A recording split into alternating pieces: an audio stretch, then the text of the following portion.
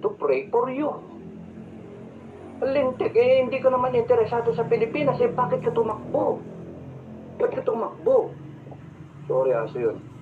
Hindi ka, itatakbo ka, mananalo ka. Ang binoto ng tao, ikaw, BBM, hindi asawa mo. Hindi si Tambalolong, hindi ko sino man ang siyang magpapatakbo.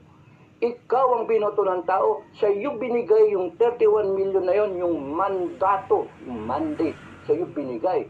At ikaw ang inaasahan ng tao, hindi yung first lady, hindi yung first family, hindi yung mga ano mo, mga sip-sip sa iyo, mga sip-sip boto.